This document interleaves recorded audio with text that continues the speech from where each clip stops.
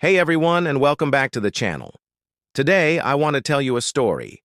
It's not about a new lock or a security system, but about something much more profound. It's about a man named Arthur, and it's called The Locksmith's Return. Arthur was the best locksmith in our town. He didn't just open doors, he seemed to understand them.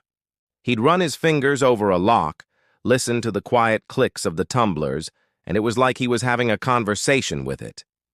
His shop, the Keyhole, wasn't just a business. It was the heart of our community. People came for a new key, but they stayed for Arthur's advice, his warm smile, and his endless supply of stories.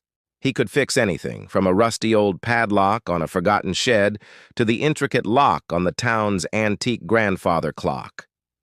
But more than that, he fixed people's days.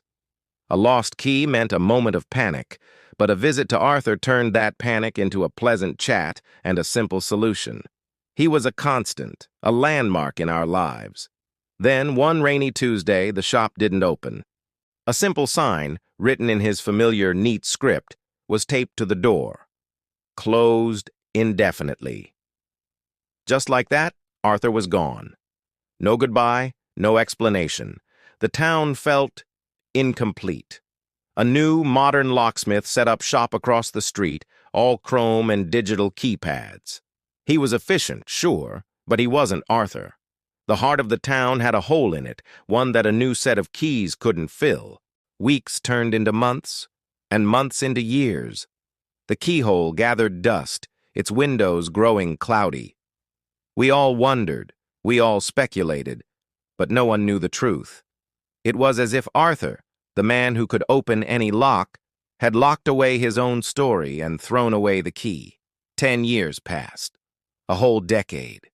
I was walking past the old shop one morning, same as always, lost in my own thoughts, when I saw it.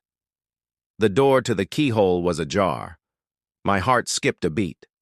I pushed it open, and the scent of old metal and oil hit me like a wave of nostalgia.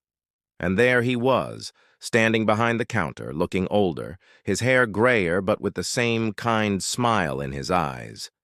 It was Arthur. He looked up at me and smiled, as if I'd just seen him yesterday. "Forgot your keys again?" he asked, his voice a little rougher but just as kind.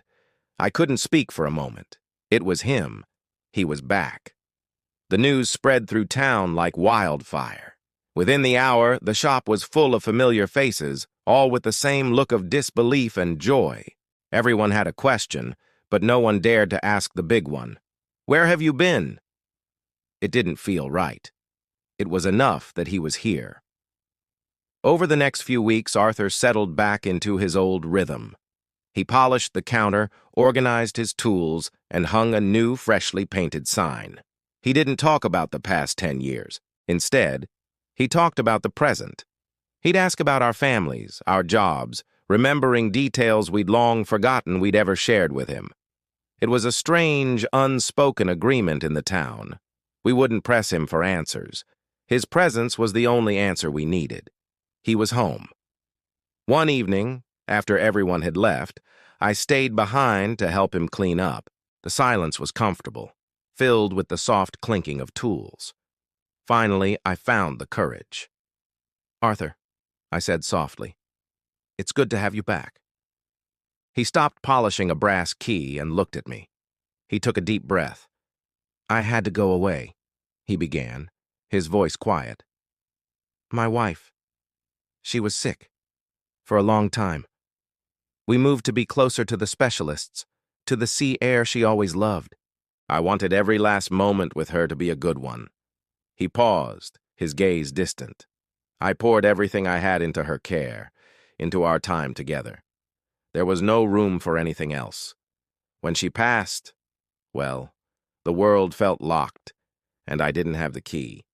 He explained that for years he couldn't bring himself to face the world, to face the town that held so many memories of her. He traveled, trying to find a place where he didn't see her ghost in every corner. He worked odd jobs, never staying in one place for too long.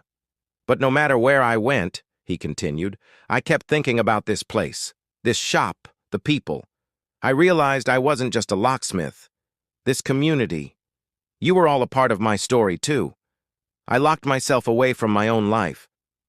He looked around the dusty old shop, a genuine smile spreading across his face. One day, I woke up and realized something. My wife, she loved this shop. She loved the people who came in. She would have hated to see it like this, empty and forgotten. She would have wanted me to come back, to pick the lock on my own grief and get back to living.